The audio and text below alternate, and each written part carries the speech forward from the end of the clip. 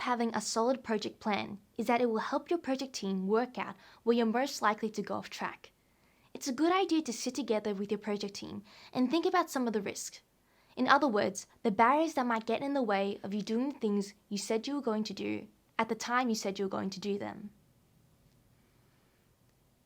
What are some of the things that might make your projects go off track? For example, for our Building Hardiness in Hoppers project, one of our goals was to have 20 participants attend the workshop. Let's say we have 3 weeks before the workshop, and we only have 5 people registered. This could flag that something could have gone wrong. It might be our issue with our communications and marketing, or maybe our idea just wasn't on point because we didn't have enough research to find out if it really is what Year 10 students wanted. So what are the things we are going to do about it?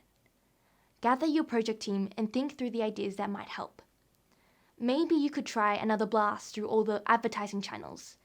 You could try to select a group of people from the target audience and work out why they have not signed up. What was it about the workshop that didn't interest them? Why didn't they think it would be a great thing to attend?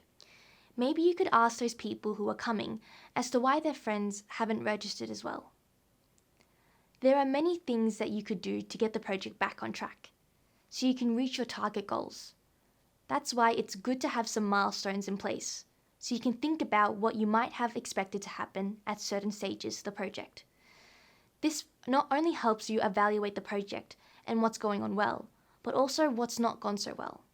Identifying these issues at the milestone stages will also enable your project team to spring into action when things are not going well or need some additional attention. What could you do to fix those things or stop them from happening?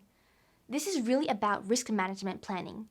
This important planning identifies what's the likelihood of something going wrong and what will be the impact on your project if it does happen. When we identify both the likelihood and the impact, we can then work out what we can do to reduce the risk that something is going to get in the way or that a negative impact may occur. It may not just be something bad or negative. Don't forget to think about how you would manage if you were too successful. What if you only planned for 20 people to come to the event and 50 signed up or arrived on the day? What would you do? During these projects, things could go wrong. Even if we anticipate it, it could be worse than we expected, or the things we didn't even anticipate that come up. So how will you get things back on track? The key here is not burying your head in the sand. Sometimes groups just hope for things to get better. We don't suggest that's the way to go, because they usually don't fix themselves. Think about who you might call on to help you brainstorm some of these ideas. These could be teachers, those groups that have similar goals to you, the council, or throw out a question on social media and let them know you have a sticky problem that you need their help with. Project teams and project managers who are successful are usually those who are willing to reach out and be proactive to solve problems, rather than waiting for something to go wrong and then having to react. As a heads up, usually those things that go wrong are when there's not a great plan in place, or the project team don't have a clear goal or expectations. As people are volunteering for your project, sometimes they don't prioritize the work they have committed to, and this results in things falling behind.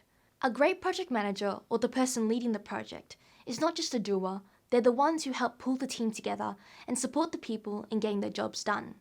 This could be by pairing members of the team up to help and support each other to the work they're committed to, working alongside others to help you not only learn from them, but also overcome the obstacles as they crop up along the way.